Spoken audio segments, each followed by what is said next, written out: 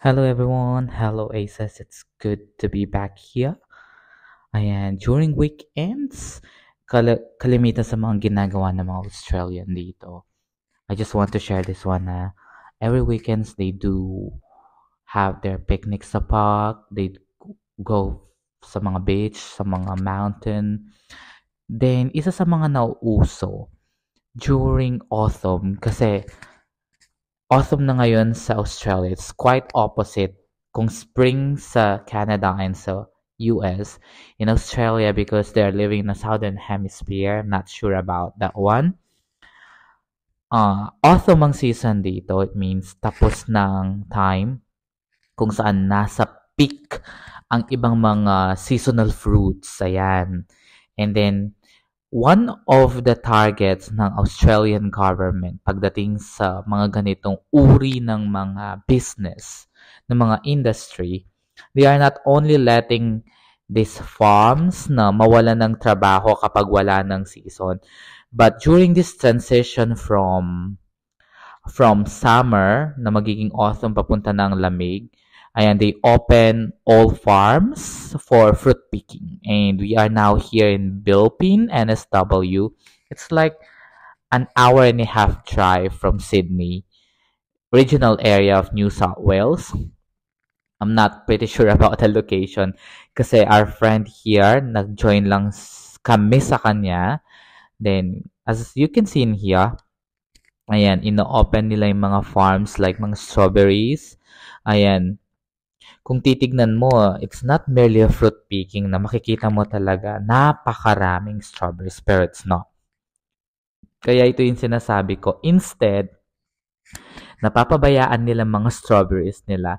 They will be like opening it sa mga tao. If I'm not mistaken, we had $20 entrance dito.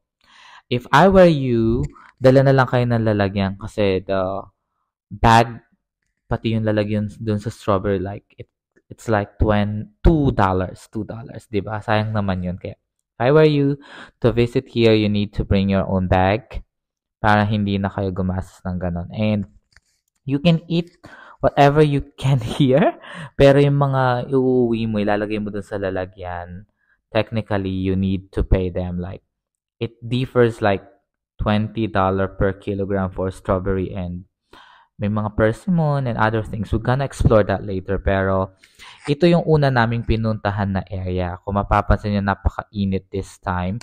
Pero the weather is like 20 or 19 degrees. Kaya yan, little Red Riding Hood po tayo. Naka pulang-pula tayo. Very matches sa mga strawberry. And the good thing here, sa part na to, it's not the weather itself, but the experience when it comes on having this kind of activity. Ayan.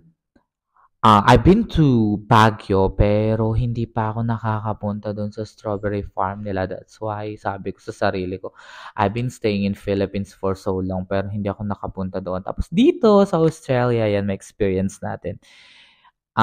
Kung mapapansin nyo, more on dahon-dahon na lang kasi napitas na ang mga yun for production before. Ayan, kaya ang gagawin mo na lang dito, pili talaga. Pero, napakarami pa rin naman nilang bunga. It's up to you to get which one. Kung ang gusto mo yung mga hindi pa ganon kahinog, if you wanna stay them like uwi mo pa or store them on your fridge, then ang iba talaga dito, napaka-sweet. Iba pa rin talaga sila sa ibang mga strawberry na alam natin na maasim, but here, napakatamis talaga ng mga strawberries na nasa farm. And masasabi mo talagang freshly picked. Ayan. Kain-kain muna tayo yan. Pwedeng-pwede kasing kumain hanggat kaya mo. Yan. Siyempre, papasulit natin yung entrance natin, di ba? Hindi ka naman maasiman kasi they are very sweet, kagaya ng sinabi ko. And ang area dito, ang titignan natin, the location is really good. Very conducive sa planting kasi strawberries really requiring parang ibang care pagdating sa mga prutas talaga. You need to provide an environment for them na conducive na talagang they will grow. Ayan, yung weather natin dito, sabi ko nga, hala, naka-red pa tayo, then naka-champa, na napakainit ng panahon, but kaya naman. Kaya naman, it's good to be here sometimes. Ayan, ito yung mga nakuha natin. Bibigyan nila kayo ng ganyang lalagyan kasi dyan nila titimbangan. Ano dito eh, kita is life. Ayan, okay. Hindi naman nila papabayaan na malugi sila. Yan, I tried to pick more here. Ayan. Tignan mo lang, sabi ko nga napaka-green pa nila siguro, pero yung production ng fruits nila medyo hindi na ganun kadami. Pero makakakita ka pa rin ng different area dito na talagang hanapin mo lang. Ayan. I was able to gather these strawberries na nandito, pero hindi ko siya pinuno kasi nga $20. Napakamahal po ng $20. Kaya ayan, tipid-tipid muna tayo for the vlog lang ang person dito kaya kumuha tayo ng ganyan pero kung hindi man ay kakain lang talaga tayo. Yes, manghihingi lang tayo. And this one, ayan, talagang makikita napakatamis kapag hinog na hinog talaga. Definitely will come back here sa bawat season. Ayan, para sa autumn. Dito, you have lots of things to do kada season. Like for autumn, fruit picking.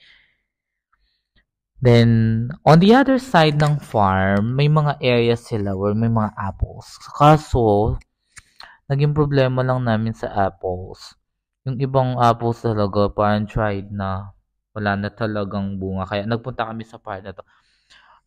Kung mapapansin mo, napakaraming nahuhulog lang. Ayan. They use that one as additional fertilizer. Natural. Then, napakatamis talaga ng mga yan. Ayan, kaya naging profile picture ko pa po yan, ha? Diba?